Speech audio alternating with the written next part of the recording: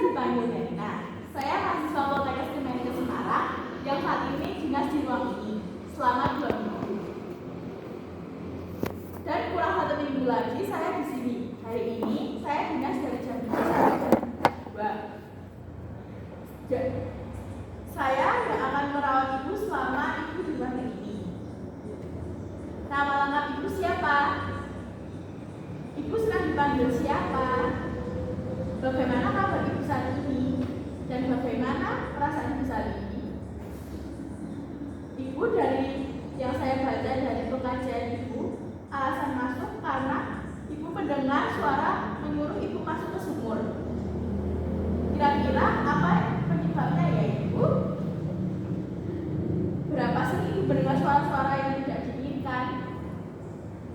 Berapa lama suara yang ibu dengar berlangsung? Dari mana ibu merasa suara itu terdengar? Seberapa keras suara ibu yang ibu dengar? Apakah ibu yakin suara itu berasal dari diri sendiri atau luar? Seberapa sering isi suara yang ibu dengar bersifat negatif? Apa isi suara yang ibu dengar? Seberapa sering ibu merasa tidak nyaman karena suara yang ibu dengar? Seberapa besar ketidaknyamanan yang ibu rasakan?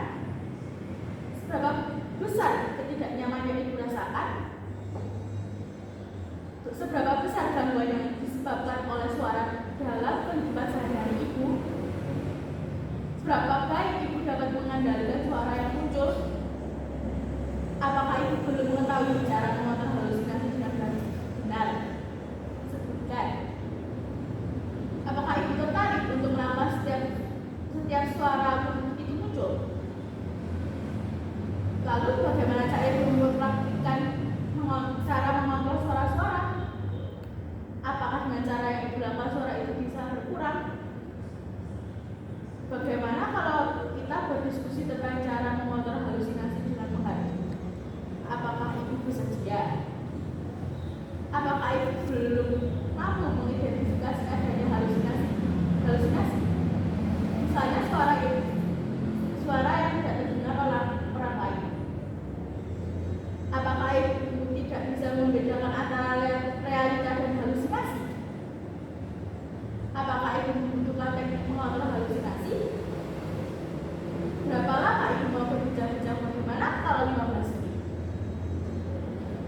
Ibu ingin berbincang-bincang di mana? Baiklah, di sini saja ya ibu. Hari ini kita akan belajar cara mengontrol halusinasi. Bagaimana kalau kita latihan cara pertama dulu, yaitu dengan menghardi? Apakah ibu sudah mengerti apa yang dimaksud dengan menghardi? Apakah ibu sudah mengerti apa yang dimaksud dengan halusinasi dan teknik menghardi? Yaitu cara mengontrol halusinasi sehingga suara-suara dengan cara menolak atau memahami suara tersebut secara tegas. Dengan latihan teknik menghardi, tujuannya yaitu agar ibu merasa lebih berkuasa atau atas halusinasi dan bisa membedakan mana yang nyata dan tidak. Yang harus dipersiapkan yaitu waktu, komitmen, kesiapan, mental, dan posisi harus tahu jika sedang sendiri atau orang lain. Caranya bagaimana ibu? Saya akan memperhatikan dahulu ya ibu. Nanti ibu memperhatikan kembali apa yang telah saya lakukan. Ketika sedang sendiri, ibu bisa menggunakan cara begini ibu. Jika suara itu muncul, katakan dengan keras, pergi, saya tidak mau dengar kamu suara palsu, sambil menutup telinga ya ibu. Seperti ini ibu. Pergi, kamu suara palsu, aku tidak ingin mendengarnya.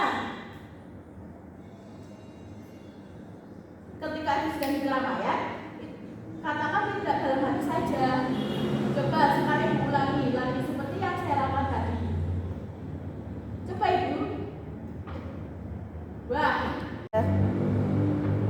Ayo ibu. Bisa yuk. Coba ibu. Yuk, bisa. Pergi. Kamu suara palsu. Wah, bagus. Ibu sudah mempraktikkan.